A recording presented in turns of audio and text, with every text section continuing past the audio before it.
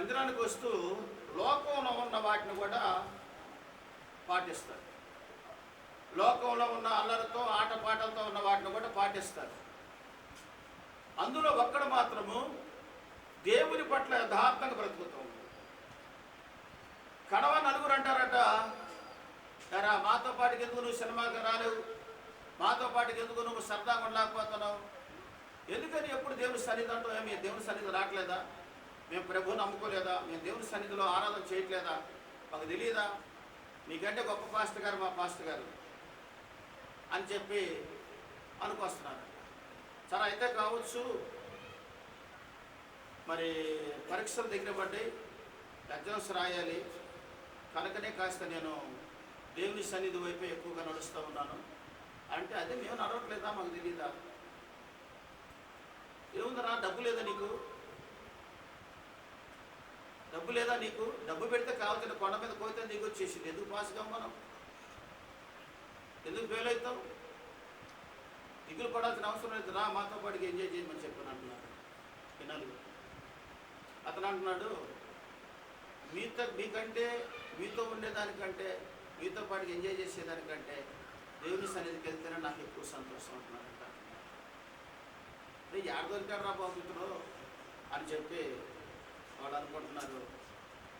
Exams వచ్చినాయి, రాయడానికి prepare అవుతున్నారు, ఎగ్జామ్స్ రాస్తున్నారు.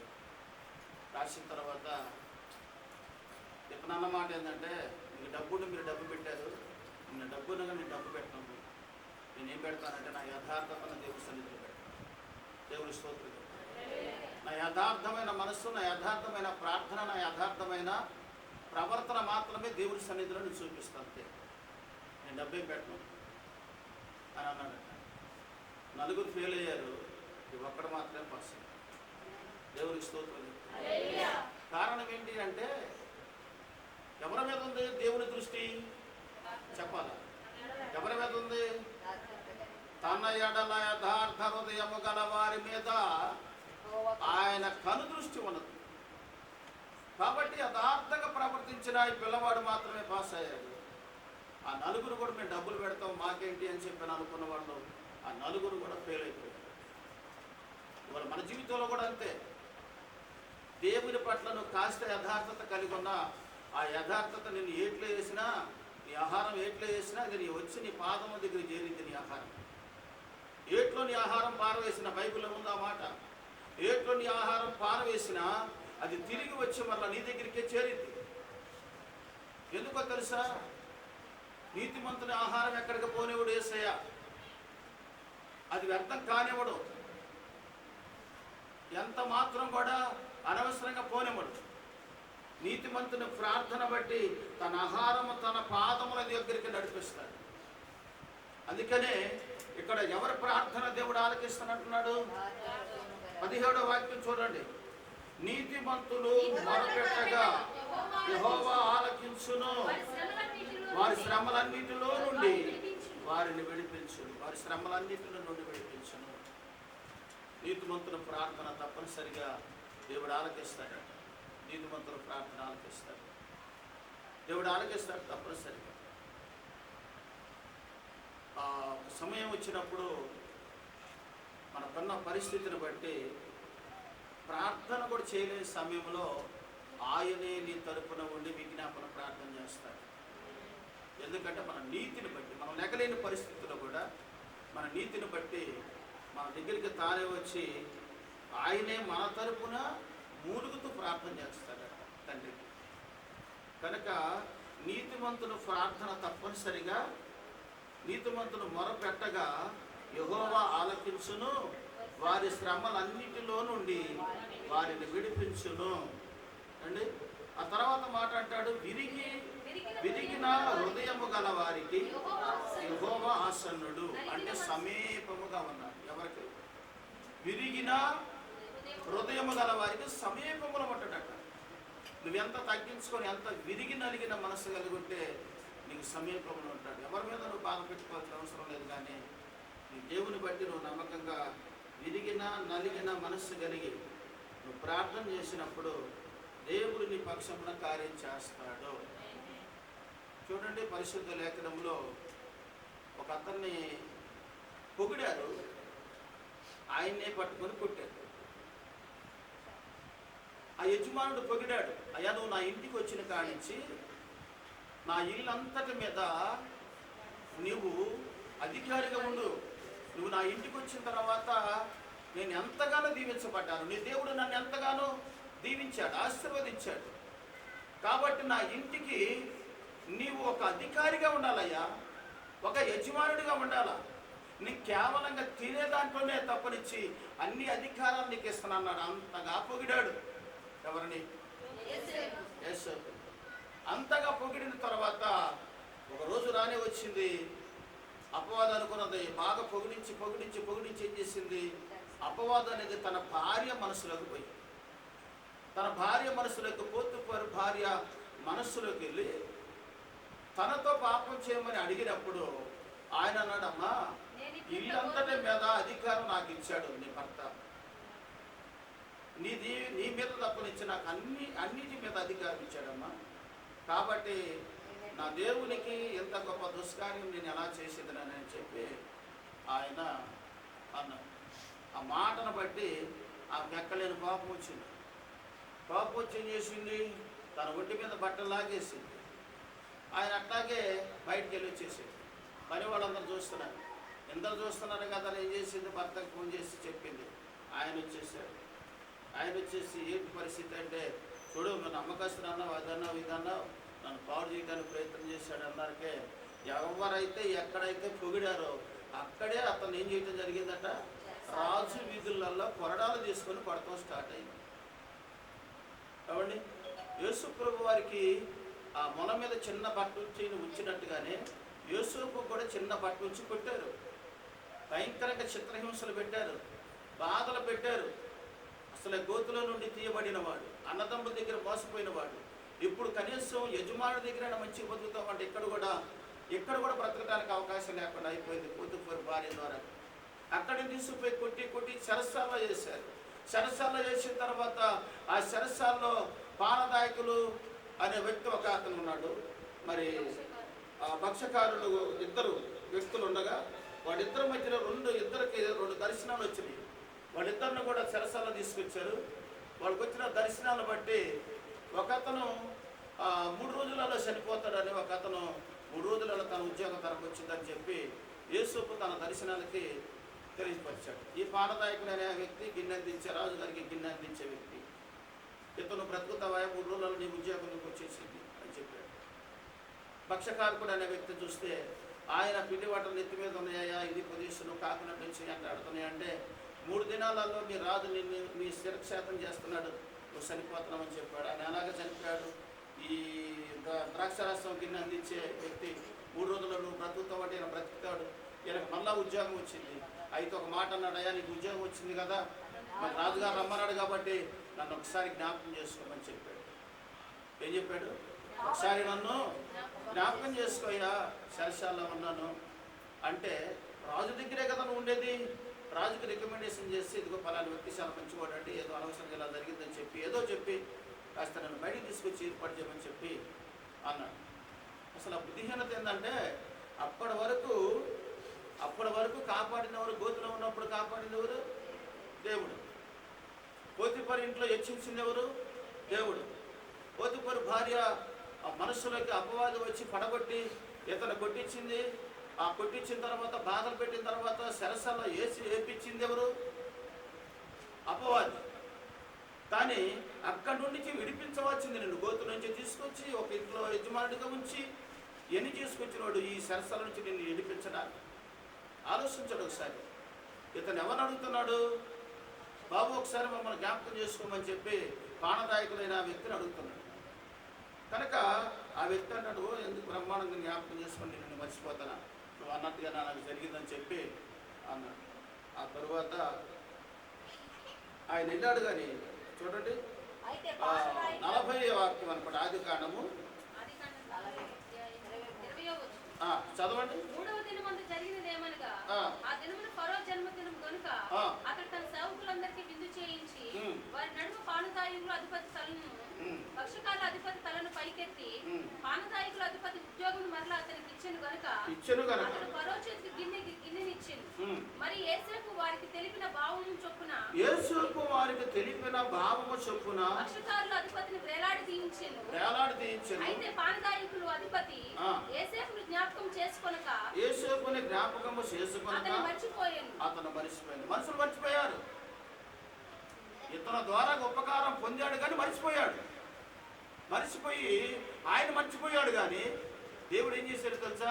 2 సంవత్సరాల తర్వాత అక్కడ రాయబడి ఉంటుంది, 2 ఏళ్ళు గడిచిన తరువాత ఫరోకి ఒక కలగనెను. అందులో అతడు ఏటి దగ్గర నిలిచి ఉండగా చూపునకు అందమైనవి బలిసినవైన 7 ఆవులు ఏటిలో నుండి పైకి వచ్చి జమ్ములో మేయుచుండెను. వాటి తరువాత ఒక కళ అనేది వచ్చింది. 2 సంవత్సరాల తర్వాత వచ్చింది. నేను అంటాను, ఆ వ్యక్తిని కానీ సహాయం కోరకుండా దేవుని మీద నువ్వు ఆనుకొని ఉన్నట్టయితే 2 సంవత్సరాలు పట్టేది కాదు యోసేపుకి. ఏనాడో దేవుడు జ్ఞాపకం చేసుకునేవాడు. దేవునికి స్తోత్రం చెప్పండి. ఒక్కొక్కసారి మన బుద్ధులను కూడా బట్టట దేవుడు ఆలకిస్తాడట. మన మనస్తత్వాన్ని బట్టి కూడా దేవుడు ఆలకిస్తాడట. నీకెందుకు విడుదల రావట్లేదు, ఎందుకు విడుదల వస్తుంది, ఒక్కొక్కసారి ఎందుకు రాదు, ఎందుకని ఒక్కోసారి భయం పుట్టింది, ఒక్కోసారి అనుకున్నది జరగదు అంటే మన బుద్ధి జ్ఞానాలను బట్టి కూడా దేవుడట ఆలోచన బట్టి, మన బుద్ధి జ్ఞాన ఆలోచన బట్టి అట మనకు ప్రతీకారము చేయడానికి ఇష్టపడుతున్నాడు. ఆయన ప్రతిఫలం ఇవ్వడానికి ఇష్టపడుతున్నాడు, తీర్పు ఇవ్వడానికి ఇష్టపడుతున్నాడు. ఓహో, ఇప్పటి వరకు వినిపించుకొచ్చింది నేనైతే, ఇప్పుడు నువ్వు అడిగేది ఏంటి అంటే, ఇప్పటి వరకు వినిపించుకొచ్చింది నేను, నువ్వు అడిగింది సహాయం అడిగింది ఎవరిని? మనిషిని. అయ్యా నన్ను జ్ఞాపకం చేసుకోవాలి. చూడు ఎంత చక్కగా ఉంది ఆ మాట. మాట చదవండి ఒకసారి. నీకు క్షేమము కలిగినప్పుడు నన్ను జ్ఞాపకము చేసుకుని నా యందు కరుణించి. ఎంత బుద్ధిహీనత నీ మాట అసలు. ఒక మనుషుడు మరొక మనిషి మీద కరుణించడం ఏంటండి అసలు? అసలు మనుషుడంటేనే కఠినమైన హృదయం. అసలు పాముకి కూరలో ఉంటుంది విషం, తేలికి కొండిలో ఉంటుంది తోకలో. మనిషి కంట నిలువెల్లా ఇష్టమేన. మరి మనిషిని కరుణించమని అంటున్నాడు ఇక్కడ. బుద్ధిహీనత కదా. భక్తులు కూడా చాలా మంది అప్పుడప్పుడు బుద్ధిహీనులైపోయి మనుషుల ఆకర్షణకు లోనైపోయి అప్పుడప్పుడు దేవునికి దూరం అయిపోతారు. ఇది సత్యం, నిత్య సత్యం. 2 సంవత్సరాలు వదిలేశాడు. ఆ తరువాత యోసేపు నీతిమంతుడు గనక అతడు ఆ శరశాలలో మొరపెట్టగా నీతిమంతుడు మొర దేవుడు ఆలకించుడని చెప్పి ఏ రకంగా కీర్తన గ్రంథంలో రాయబడి ఉందో ఆయన ఆలకించాడట. ఆలకించి ఏం చేశాడు? ఫరోకి కల పుట్టించాడు. 2 సంవత్సరాల ఫరోకి కల పుట్టించి ఆ కళలో నుండి ఆ కళ ఎవరికి అర్థం కాకుండా, అతని కళ అతనికే గుర్తు లేకోకుండా చేసి, ఆ కళాభావం చెప్పేవాడు ఎవ్వరూ లేకోకుండా చేసి అప్పుడు గుర్తు తెచ్చాడు. ఎవరికి? పానదాయకుడు. పానదాయకుడు అంటాడు, అయ్యా నాకు ఒక మాట గుర్తుకొచ్చిందండి. ఒకప్పుడు మీరు నన్ను సరసాలు వేసినప్పుడు ఒక అతను నాకు దర్శనం గురించి చెప్పాడు. ఆ దర్శనం ద్వారా మీరు మరలా నన్ను ఉద్యోగంలో తీసుకున్నారు. అతను ఆ దేవతల మనసు వంటి వారు కాబట్టి అతన్ని పిలిస్తే అతను చెప్తానన్నప్పుడు వెంటనే అతను పిలుస్తారమ్మని చెప్పాను. దేవునికి స్తోత్రం చెప్పండి. కనుక దేవుడు జ్ఞాపకం చేసుకోండి, మనుషులు జ్ఞాపకం చేసుకోవటం, దేవుడు జ్ఞాపకం చేసుకోండి.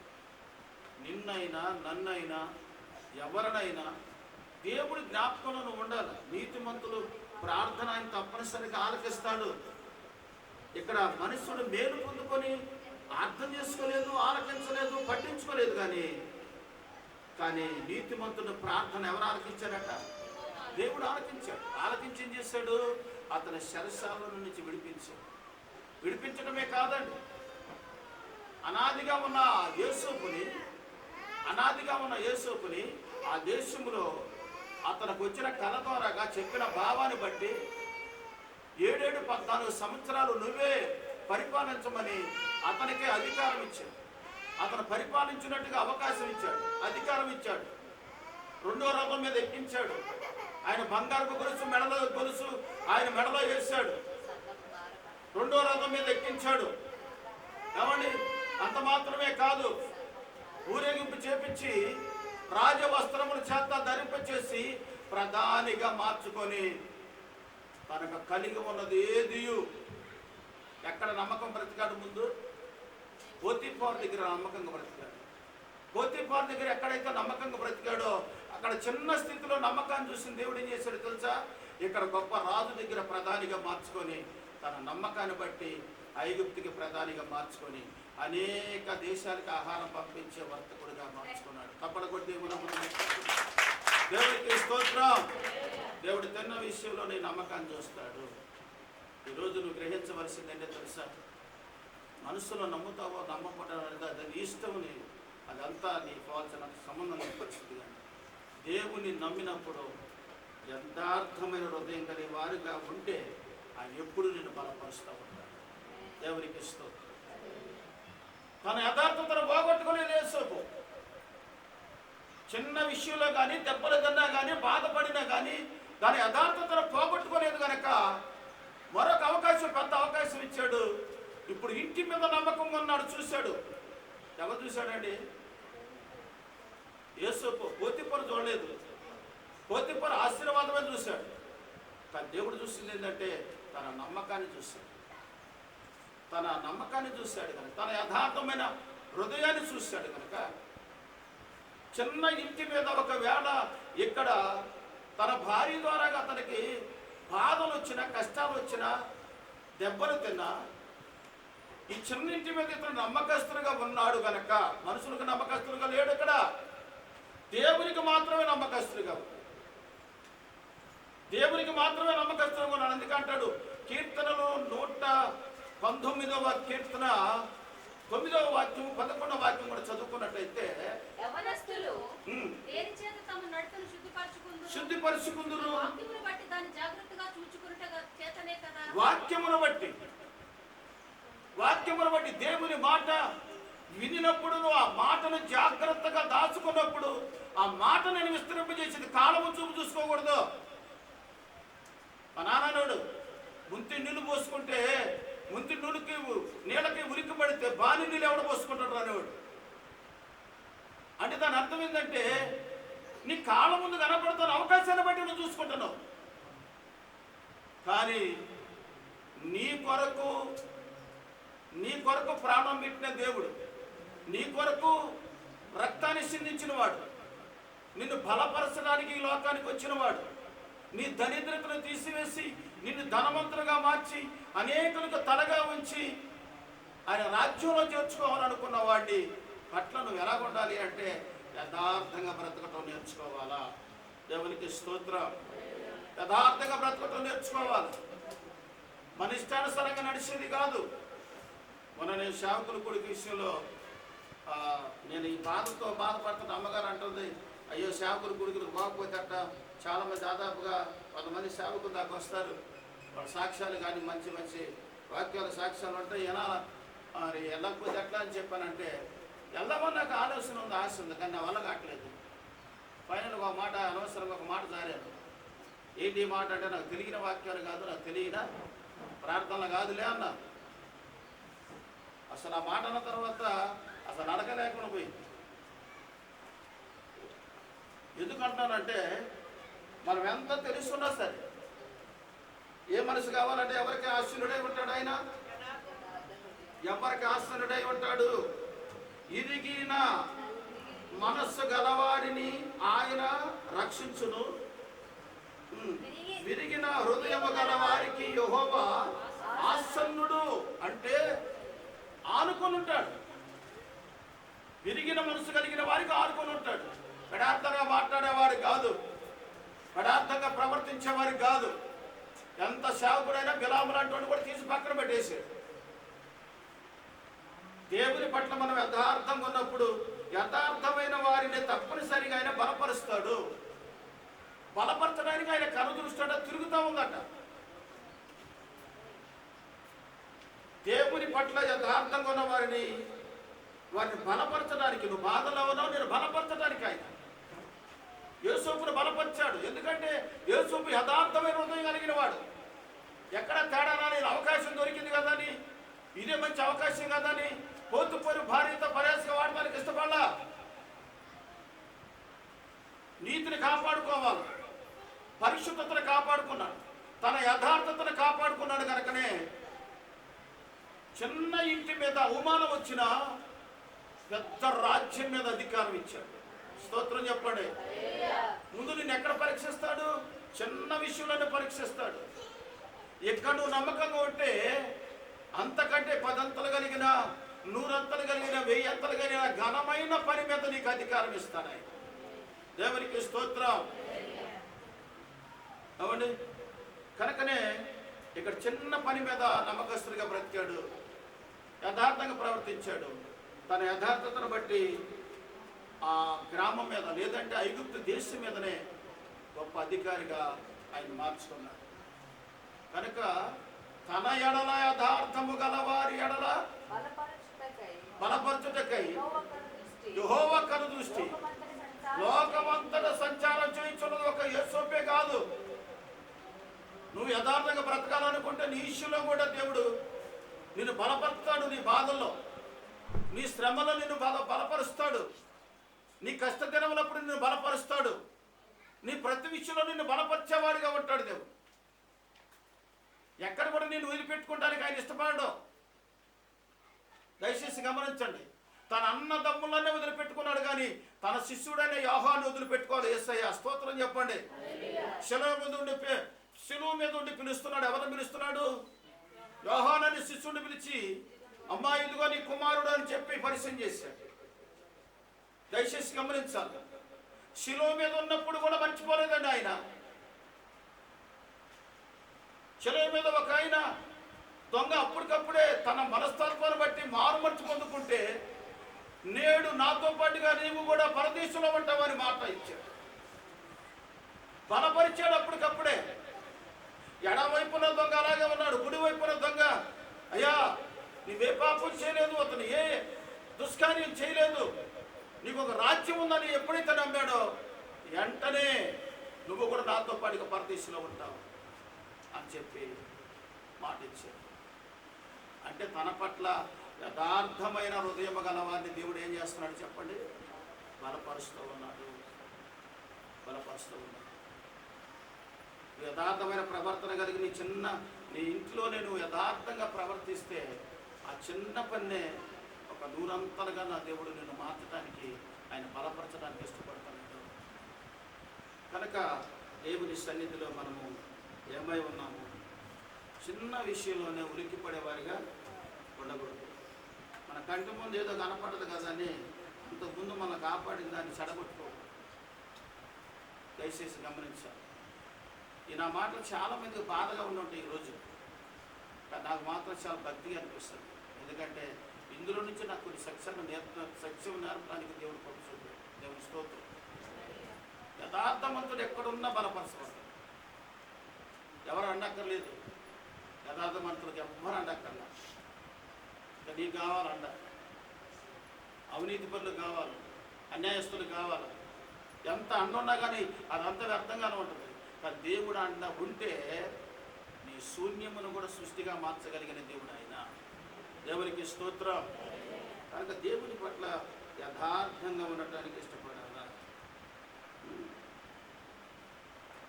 చూడండి.